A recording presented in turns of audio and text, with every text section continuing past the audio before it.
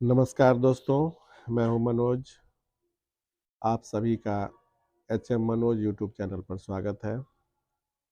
दोस्तों, जैसा कि आप जानते हैं कि शिक्षा के लिए हम लगातार प्रयासरत हैं और शिक्षा के क्षेत्र में काम कर रहे हैं। तो आपके लिए भी यह कहीं ना कहीं फायदेमंद साबित हो सकता है अगर आप इसका फायदा उठाना चाहें तो। तो हम बात करना चाह रहे हैं आज नई शिक्षा नीति 2020। इससे पहले थोड़ा सा हम नई शिक्षा नीति 1986, जिसके अंतर्गत हम लोग विद्यालयों में काम कर रहे थे, भारत सरकार जिस पर काम कर रही थी, उसके बारे में थोड़ा सा हम हाईलाइट करना चाहेंगे कि आखिर किस किस बिंदुओं पर काम हो रहा था और क्या क्या उपलब्धियां हासिल हुई। तो नई शिक्षा नीति 1986 के अंतर्गत देश भर में काम हो रहा था। इस योजना के अंतर्गत शिक्षा का काफ़ी प्रचार प्रसार हुआ।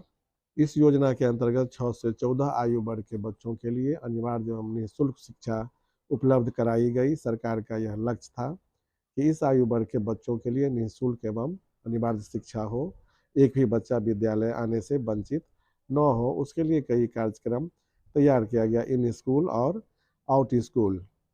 आउट स्कूल जो बच्चा था हमारा, उसके लिए भी नॉन रेसिडेंशियल ब्रिज कोर्स या फिर रेसिडेंशियल ब्रिज कोर्स करा करके बच्चों को मुख्य धारा में लाना, ये 1986 शिक्षा नीति के अंतर्गत सरकार के द्वारा किया गया काम था। इस योजना के अंतर्गत शिक्षा का विस्तार गांव तक हुआ। बच्चों के सुलभ पहुंच तक के लिए विद्यालय खोला गया। प्रत्येक गांव में विद्यालय खुला, प्रत्येक टोला बसाव में भी विद्यालय खोला गया, प्रत्येक 1 किलोमीटर पर विद्यालय खोला गया। बच्चों के पहुंच के लिए यह सोचा गया कि यह दलित समुदाय का बस्ती है या महादलित समुदाय का बस्ती है, तो उस टोला और बसाव में विद्यालय खोला गया। विद्यालय का शिक्षा का प्रचार प्रसार काफ़ी हो गया, काफ़ी विद्यालय खुल गए। इंफ्रास्ट्रक्चर भी विद्यालयों को मिला, विद्यालय को भवन मिला, अतिरिक्त वर्ग कक्ष का निर्माण हुआ, चार दीवारी का निर्माण हुआ। विद्यालयों में शिक्षक की जो कमी थी उसे भी पूरा किया गया। अपितु अभी तक भी विद्यालय का जो अनुपातिक होना चाहिए, बच्चों के अनुपातिक शिक्षक तो है नहीं, लेकिन फिर भी बहुत हद तक विद्यालयों में शिक्षक की जो कमी थी उसे दूर कर लिया गया। इतना करने के बाद भी लगातार सर्वे हुआ करता था कि शिक्षा के क्षेत्र में हम लोग कितना सफलता हासिल की है। तो हम बताना चाहेंगे कि प्रथम एक संस्था है, प्रथम एक एनजीओ है जो 1995 से लेकर लगातार शिक्षा के क्षेत्र में काम कर रहा है। उसके द्वारा बार-बार रिपोर्ट प्रकाशित किया जाता था कि बच्चों में जो दक्षता होनी चाहिए, बच्चों में जो क्वालिटी बेस्ड एजुकेशन होना चाहिए, वह अभी तक हम लोग प्राप्त नहीं किए हैं। और एक और संस्था नेस करके एक संस्था है, इसका पूरा नाम है national achievement survey of India. इसका भी रिपोर्ट 2019 में आया कि विद्यालयों में जो वर्ग में बच्चे हमारे होते हैं उसमें आयु वर्ग के हिसाब से दक्षता नहीं है। विभिन्न कक्षा का अध्ययन करके एक निष्कर्ष पर पहुंचा कि विद्यालयों में 15 से 20% बच्चे ऐसे हैं जिनमें आयु के सापेक्ष दक्षता नहीं है। तो सरकार गंभीर हुई और फिर इसी कमी को दूर करने के लिए एक नई राष्ट्रीय शिक्षा नीति 2020 आया।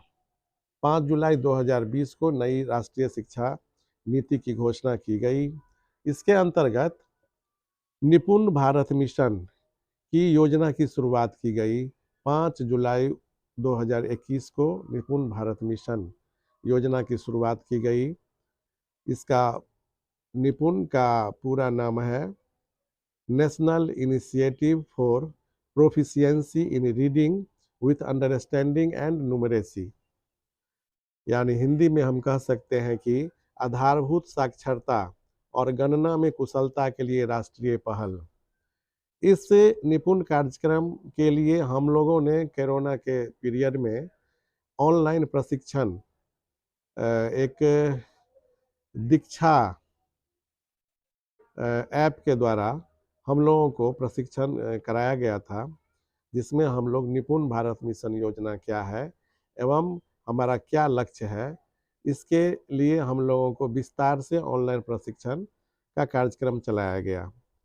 इसका लक्ष्य, निपुण भारत मिशन योजना का लक्ष्य 2026-27 तक 3 से 9 वर्ष के आयु के बच्चों के लिए क्वालिटी बेस्ड एजुकेशन, यानी उन बच्चों में जो आवश्यक दक्षता है उसे प्राप्त करना, इस निपुण भारत मिशन योजना का लक्ष्य है। 3 आयु वर्ग से हमारे बिहार में 3 से 6 आयु वर्ग के बच्चे आंगनबाड़ी केंद्र में खेल खेल में पढ़ते हैं और 6 वर्ष जैसे ही प्राप्त करते हैं बच्चे हमारे विद्यालयों में, उनका नामांकन होता है और कक्षा 1 से कक्षा 3 तक के लिए जो दक्षता निर्धारित की गई है, उस दक्षता के अनुरूप हमें सफलता प्राप्त करना है। यही निपुण भारत मिशन योजना का उद्देश्य है, इसका लक्ष्य है, ताकि बच्चे अगले कक्षा में जब बच्चे जाएं तो उसे किसी भी विषय वस्तु को समझने में कठिनाई नहीं हो, किसी भी संख्या, अंक ज्ञान या जो भी सवाल हो उसे बनाने में उसे कठिनाई नहीं हो। इसी बात का ख्याल रखते हुए यह योजना लागू किया। इसमें एक टर्म आया है FLN, अभी विद्यालयों में संचालित है FLN। इसका भी प्रशिक्षण ऑनलाइन हो चुका है। FLN में भाषा, गणित में अभ्यास पुस्तिका तैयार किया गया और विद्यालयों में उस अभ्यास पुस्तिका के सहारे कार्य किए जा रहे हैं, जिसका दक्षता वर्गवार आपको मैंने पहले ही बता चुका हूं कि कक्षा 1 के बच्चों के लिए, कक्षा 2, कक्षा 3 के बच्चों के लिए क्या दक्षता होना चाहिए, ये हमने आपको पिछले ही वीडियो में इसके बारे में बता चुका हूं। तो FLN क्या है? FLN एक कार्यक्रम है, यह एक जो विद्यालयों में संचालित होता है। FLN का पूरा नाम है foundational literacy and numeracy. Foundational literacy and numeracy, मूलभूत साक्षरता एवं संख्या ज्ञान। पहले ही जैसा आपको हम बता चुके हैं कि 3 से 9 वर्ष, लेकिन हमारे विद्यालयों में 6 वर्ष से लेकर के कार्यक्रम का प्रारंभ होता है। अभी जैसे हम लोग वर्ग कक्ष में संचालित करते हैं, तो उन बच्चों के लिए प्रथम चरण में 6 वर्ष से लेकर 9 वर्ष के बच्चों के लिए हम लोग कार्य संचालित किए हैं और उनके अनुरूप जो दक्षता निर्धारित की गई है उसी के अनुरूप हम लोग विद्यालयों में कार्य कर रहे हैं और हमें 2026-27 तक आशातीत सफलता प्राप्त करनी है। इसके लिए राष्ट्र स्तर पर, राज्य स्तर पर, जिला स्तर पर, प्रखंड स्तर पर और विद्यालय स्तर पर विभिन्न आयाम से कार्य संचालित है और हमें सफलता प्राप्त करना है। तो दोस्तों, ये आज का विषय था निपुण भारत मिशन और FLN। और दोस्तों, एक है बात कि जब अगर हम लोग किसी काम को ठान लेते हैं तो उसे पूरा करना ये हम लोगों का स्वभाव होता है और तब जा कर के हम कह सकते हैं कि हम अपनी ईमानदारी से अपना जो कर्तव्य था उसका निर्वहन किया है। तो हम लोगों को घबराना नहीं है, इस दिशा में प्रयासरत होना है और जो सरकार द्वारा निर्धारित लक्ष्य है, जो मेरा समय है, सीमा है, उसके अंतर्गत हम इस सारे लक्ष्य को पूरा कर लेंगे। तो इसी के साथ धन्यवाद। अगर आपको कहीं ना कहीं यह वीडियो आपके लिए उपयोगी है तो कृपया इसे आप लाइक करेंगे और आगे इस वीडियो को शेयर करेंगे, ताकि हम अगले जो हमारा पड़ाव होगा, अगला जो मेरा बिंदु होगा, उस पर हम फिर से आपके सामने नई वीडियो बना करके रखें। तब तक के लिए धन्यवाद।